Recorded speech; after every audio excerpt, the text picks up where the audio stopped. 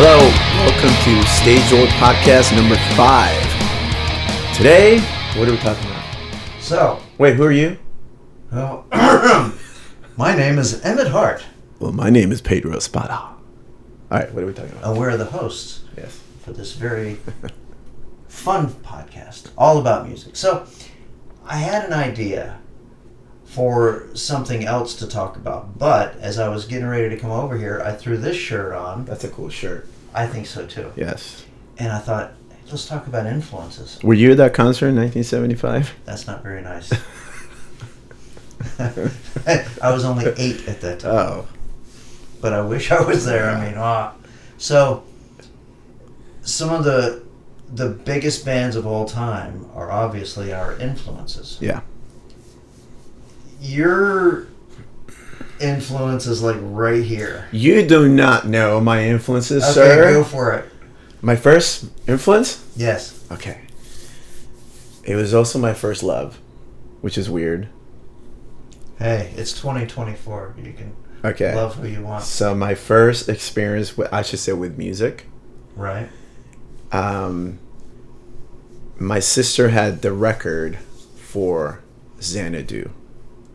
You're talking Olivia Newton-John. Olivia Newton-John. Son. And I remember that album cover. My sister had it, and I was just looking at it. Well, yeah. And I was very young. Yeah. I didn't know why I was looking at it. I was just looking at it. You know it now. And then I was listening to her sing, and I just fell in love. Do you know who did the music for that? I do not know because I was looking at her. ELO. Oh, Electric okay. Light Orchestra. Oh, really? That's who did all the the Xanadu music. Yeah. Yeah, they were incredible. Like 70s. Yeah. They were huge. Yeah. But friggin' Olivia Newton-John. Boy, I tell you what. Did I have a thing for her. Hey.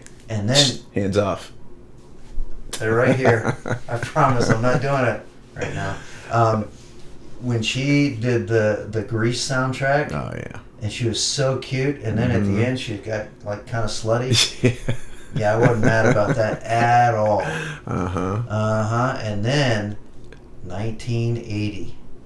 Let's Get Physical. Yeah. Oh, that was it for me.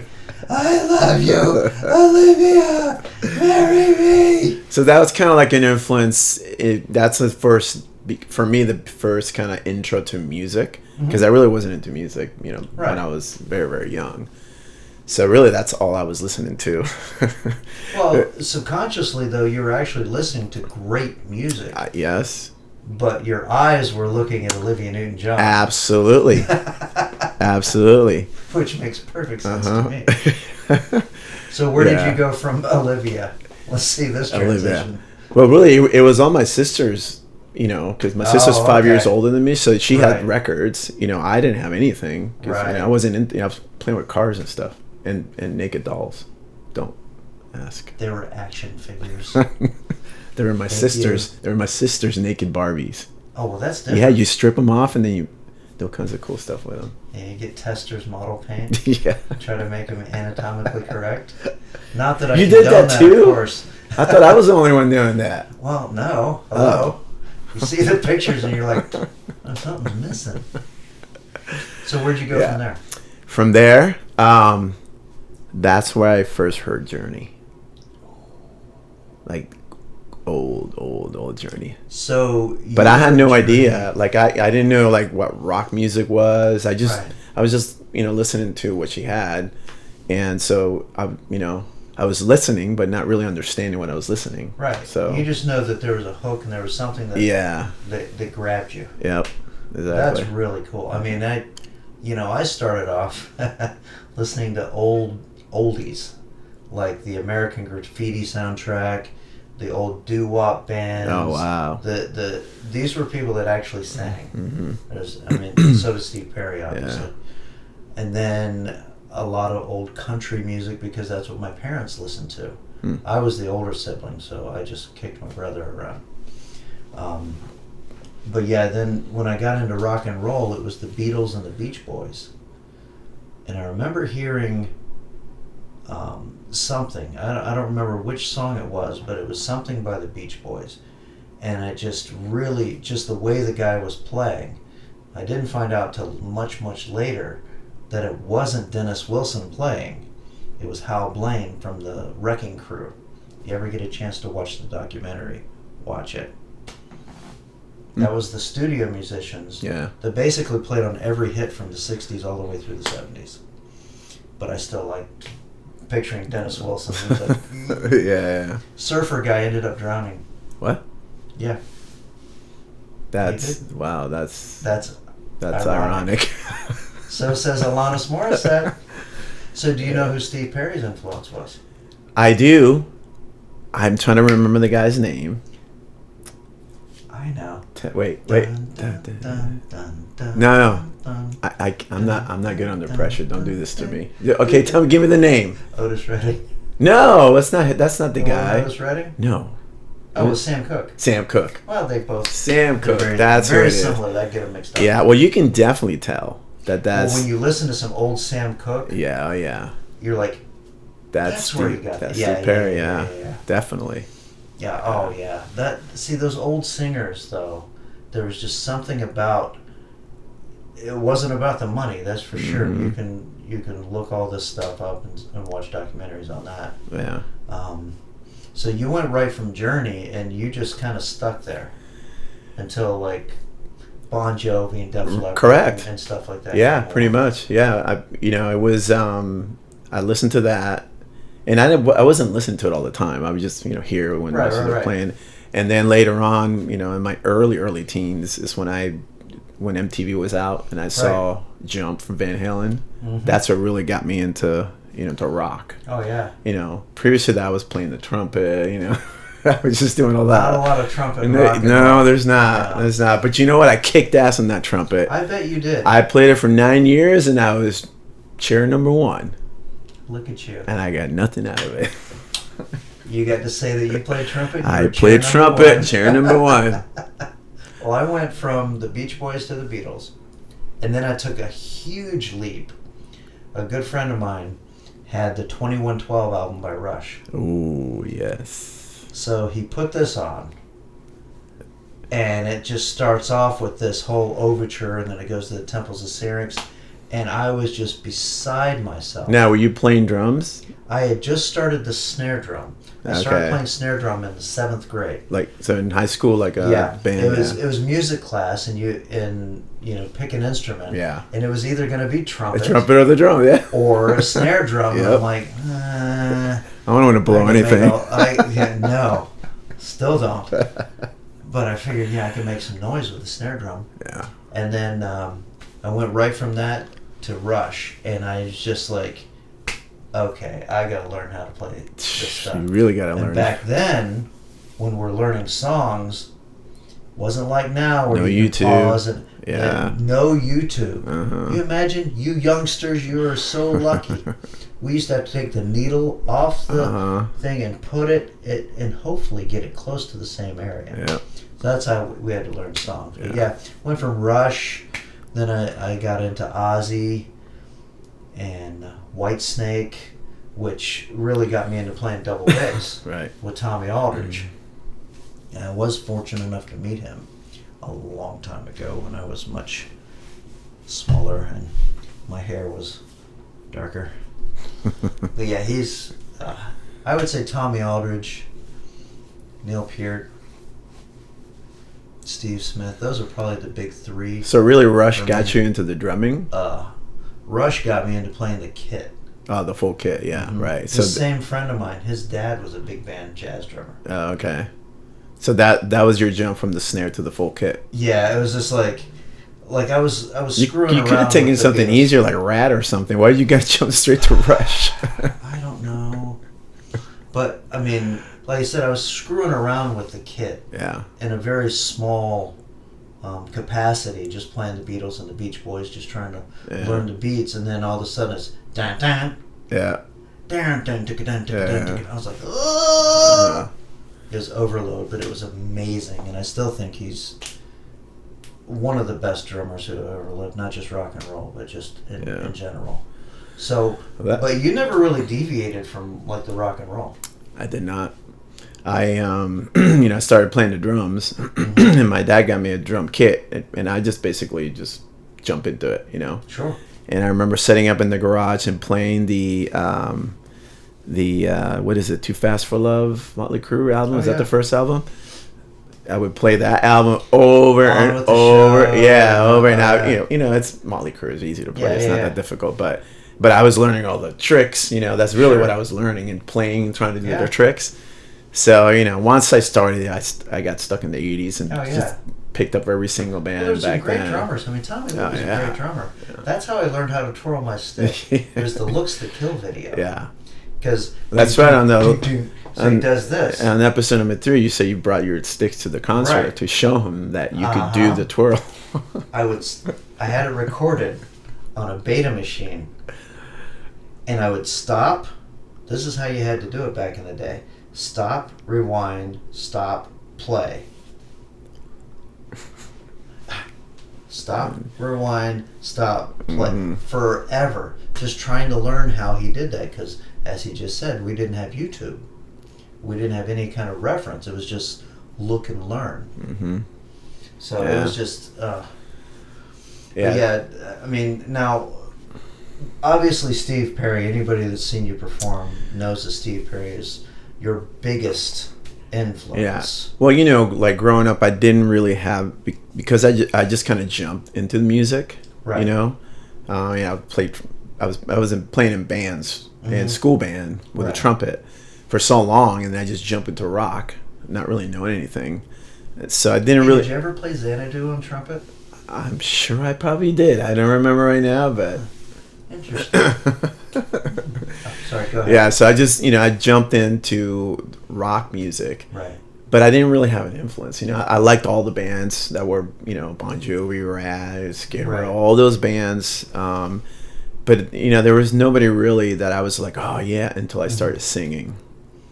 Like, I didn't have a drummer influence or a guitar player. Right. It wasn't like that. Or even a singer. I just liked the music. You just like people. You're just like, or the band. The band. You're like, oh, yeah, this sounds good. Oh, right. yeah, I like the way this sounds. Right. Oh, yeah, that sucks.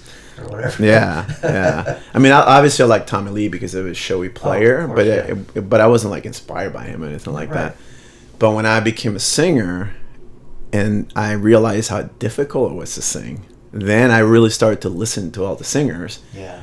And I was like, Poison, this guy, Rat. I mean, I love their music. Yeah. But I was like, as far as singing, and then when I heard Steve Perry and really try to do what he did, and I was like, oh my god. So it's almost like you revisited Journey. Yes, correct. Like you were listening to it, it kind of got you into rock and roll. You started singing. Right. You're like, wait a minute. That one guy. Yeah. It was the first time, one of the first times I heard Journey later on, because I didn't know who Journey was. I just heard it. When I heard it again, when I was older, I thought it was a girl singing. Because his voice is so high. Yeah. I thought it was just a girl that sounded clean, and it was just like, oh man. And then I was like, she's hot. I was like, is that a guy? What's that in the front of his pants? Ew! It's a sock. It might be. I don't know.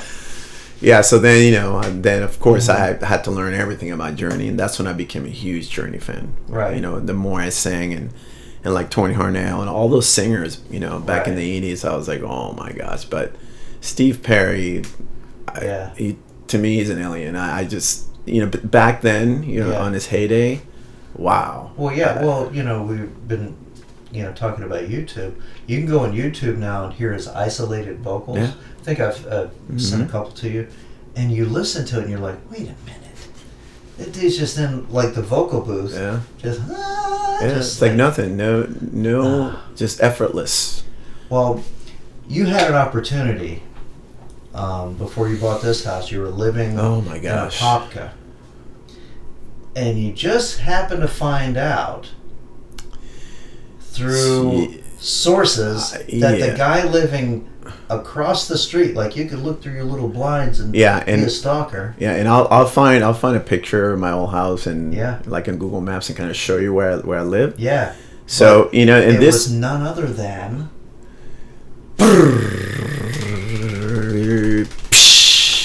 Jonathan Cain of Journey. So this is during the time, Rocketfly had been around for a while. I can't remember 8 years, but and we, we're known for doing Journey. Sure. And we have been performing a lot of shows. I mean, everybody's requesting Journey, blah blah blah. And I remember going to my house, and somebody, I can't remember who it was. Somebody was telling me that the house across the street was finally sold because it was for sale for a long time. And the house, the original owner was a Disney animator. Oh, okay. And the house, is ginormous. Yeah. But it kind of had like a castle look, like a Disney type. That makes sense. Yeah, it had like that unique look, but it wasn't selling for a while. And then, somebody told me that it sold, and I was like, oh yeah, that's cool. We're gonna have a new neighbor.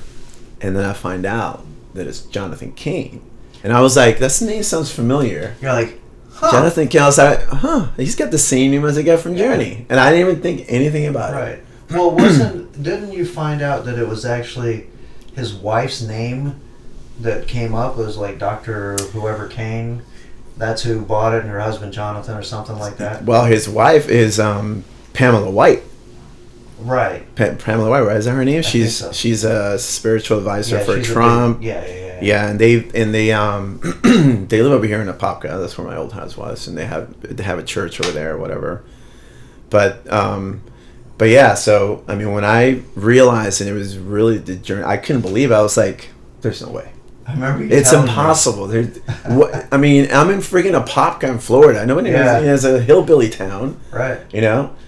I mean, it's a nice neighborhood and everything, but it's like, why would they get from Journey and Pamela, they're both basically celebrities. Of course. And I remember. And I'm like, go talk to him. He's like, no. I'm like, dude, go there. Yeah. No. Well, I didn't believe it, to be honest. So, and finally they had moved in. Of course, every day I'm driving, like driving slow, just checking it out, see who I could see. Yeah, you're like, Jonathan wears a pink robe. Interesting. Yeah. As a matter of fact, I would see him like in pink robes, and I was like, is that really them?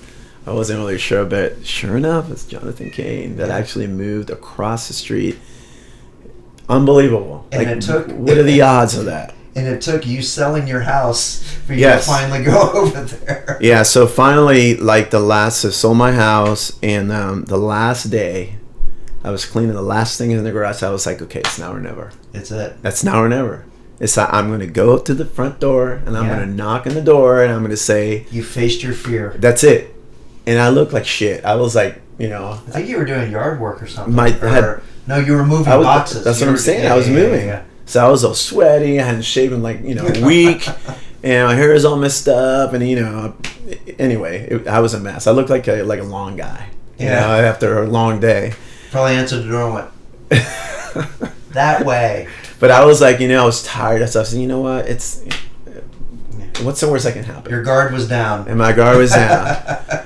So I was like, all right. So I drive up, and my car was full of stuff. You could tell that it was in ropes and stuff. Yeah. And I was like, there's no way they're going to open the door. Mm-hmm. They see my car, they see me, they're going to, this guy's going to shoot us down, whatever. But I knocked on the door, and Pamela opened the door. His wife opened the door. I'm just like, hi. Hello? I was like, hi. I'm your neighbor across the street, and I'm moving. Is it possible that I could talk to Jonathan Cain? He's like, oh, sure, no problem. I was like, come on in. So I walked right in. I saw the big old... looking at your shoes like... yeah, exactly. Yeah, she lets me in. She's like, oh, just hang around here. I'll go get him. And as soon as you walk in, you see a big, nice piano sitting there. Huge, like very, very nice piano. And I'm just standing there like, oh my gosh, I cannot believe I'm like... It's gonna happen, it's happening. I'm like, yeah, exactly. I was like, what am I gonna say? So then he comes from the sliding glass door from the pool. He comes like, hey, what's going on? I'm like, hey, what's going on? I'm trying to act cool, Yeah. What's up, Jonathan? And he comes up to me and he's like, we introduced myself, and he's like, oh yeah, I know you. I've seen videos of you. I'm like, really? That's when his butt puckered up. I was like, what? And he's like, yeah, I saw some videos of you singing some Journey songs. And those are the videos that I've been posting of me just singing, karaoke style. For about 7 or 8 years. Yeah.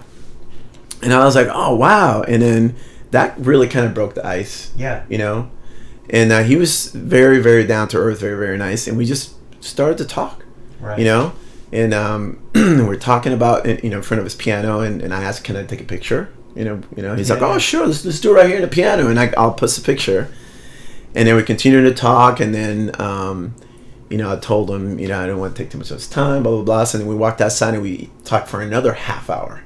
Mm-hmm. And we were just talking. You know, he knew that I was a singer, right? But I told him that I was a huge Steve Perry fan, and he starts telling me stories about the beginning of Journey when Steve Perry first joined and how they wrote the songs.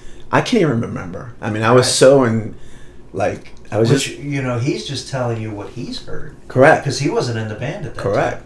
No, but I'm saying the stories of him. When he first joined. Correct, because they wrote songs together. Yeah. You know, so he was telling me about, you know, just you know, background stuff that was very, very cool to hear, you know, being a Steve Perry fan, you know. And he's like, oh man, there's like 1 degree of separation. Oh gosh, you were that close. Yeah. You know, he's like, oh yeah, we're having a concert, you know, in a couple of days. You're gonna be there. I'm like, sure. I'm like looking for tickets. Where was the show? But yeah, it was cool. I finally got to meet him, and it's funny. I was telling you, I didn't even ask for his autograph. No, but somebody, a friend of mine, gave me. He has like a restaurant or something over there next to in a Apopka Center where he sells his wine. To one of my friends gave me this wine bottle signed by him, and I also got the book. It's a really good book. I know. I've listened to it. Oh, you listened to it? Yeah. Oh yeah. Yeah, it's really cool. That's really good. Yeah. So I didn't get to meet Steve Perry, but Jonathan Cain, he wrote a lot of great songs. Well, I just saw something recently with Neil Schon. The first time they played Open Arms live. Oh, yeah. He didn't want to do it. Yeah. I saw that video. He's like, you know, shoot me in the head. They start playing it, and the place crowd goes crazy. Erupts. You know, Jonathan wrote that one. Mm-hmm. But speaking of Journey and meeting your heroes, we both met the drummer. We did. In Hollywood. That was amazing. That was surreal. That was like a fluke thing, right? We were there for the NAMM show. We were in Anaheim. We were waiting in line to meet Jakey Lee and Warren DeMartini, Ozzy, Badlands, Rat, you know the guys. And I was texting or messaging Steve Smith, the drummer from Journey, his Facebook moderator. And I said, is he at the show this year? He's like, no, he's not, but he's playing tonight in Hollywood. Just so happened that we were going back to Hollywood that night. Yeah. So I immediately got online. It was the Catalina Jazz Club. He was there with his band. Vital Information. And I said, guys, we're going to, we're going to throw a little culture on us tonight. And we got tickets while in line. And we went. And it was an experience. That was amazing. I mean, wow. We wanted to get as close as we could, and we did.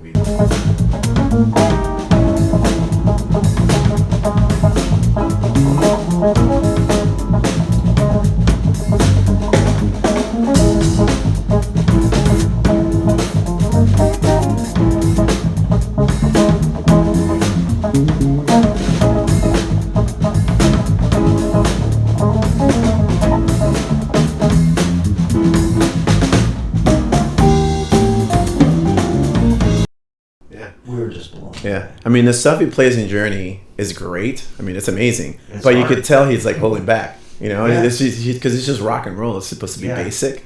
But when he does that jazz stuff, it's like, holy cow. He does things anyway. Yeah. Look him up. Now that you have YouTube, he's cool. Up as much as you want. But we did get to meet him. We went to the NAMM show. We got to meet a lot of guys. We got to meet Nuno Betancourt. Nuno, my brother. He was funny. My brother for another mother. Brothers. We met Rudy Sarzo. You remember what happened when we met him? Our bass player Brad had just joined the band, and I had somebody take a picture of Rudy Sarzo with the three of us, and I sent the picture to Brad, and I was like, "You're out." He's like, I understand. He's like, I get it. I'll step down for that. But it was just, you were talking about Jonathan, how nice he was. Yeah. And we're fortunate there's a few guys in town like Jonathan, Jeff Blando. Yeah. When you really start talking to them, and a lot of these other guys, you realize they're just regular people. Of course. With cool jobs. Yeah. When you get that mindset and you just start talking about regular things, it's just it's so nice. Yeah, it is. Well, I mean, I'm thankful that we were able to see Steve play, in his element. I was able to, can't believe that Jonathan King was living right next door to me. That's right there. Even today, that just blows my mind. Yeah. But, but I didn't meet to Steve Perry, but I bought his album with his autograph on it. It's close. It's close. As close as I'm going to get. Wait. Baby steps. DNA. Maybe he touched it. So anyway, that's pretty cool. So would you rank, which kind of brings me back to this shirt, Journey as the greatest American rock and roll band? That's something to think about. You got, I would say, 3 big ones to choose from: Journey, Van Halen, and Aerosmith. As far as American. American, right? Yeah. Yeah. Correct. All you Beatlemaniacs, just calm down. Because I love Zeppelin. My favorite British import. I would say absolutely. Okay. I would say because Neil Schon is an amazing guitar player. Oh, sure. I mean, the whole band is just so friggin' talented, and the songs they've written throughout the years are just, I mean, it goes beyond rock. You know what I'm saying? It kind of, I don't know. Well, you can listen to it on different genres. Exactly. Like you're just saying. It'll go easy listening. Unfortunately, now it's classic. But that's something for you guys to put in the comments. What's your favorite American rock and roll band? And if you don't like who we choose, well, the hell with you. We've got our own opinions. Like, in my view, the greatest American rock and roll band is Van Halen. That's just me. And I'm a big fan of Van Hagar, because I think Sammy Hagar, even today, sounds amazing. But I like David Lee Roth as well.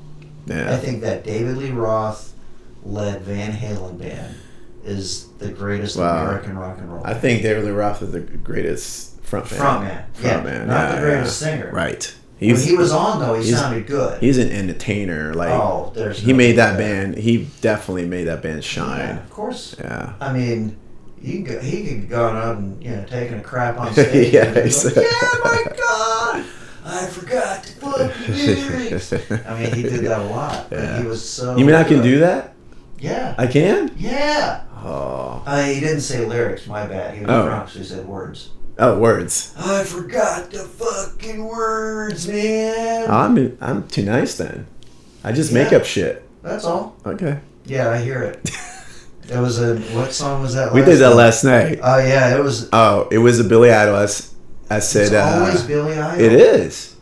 Every time we do Billy Idol, you just draw a blank. Tears in my eyes. It was something about that. What was it? I don't know. You garbled something, and I was like, I looked at you, and you're just like. Hey, quick mind. I get a quick mind. So we have our choices for greatest American rock and roll band. How about British? Oh. You've got the Beatles, obviously, Led Zeppelin, Black Sabbath. You've got the Who. I mean, that's more difficult. That's something. I'm going to choose Led Zeppelin. I'm just going to start it off. I think as far as a band goes, they were the greatest British import we ever had. Now, songwriting, that obviously goes to the Beatles. And then you have the greatest American entertainer is not Taylor Swift. Sorry, Swifties. Oh, no. Elvis Presley. The king of rock and roll. I wasn't a fan of Elvis. I don't care. I'm too young. Yeah. But when you, oh my gosh, don't get me on that. No. It was just, he had so much charisma. And hunger. Oh. Peanut butter and nanner sandwiches. Yes, fried. Fried? Was it really? Oh yeah.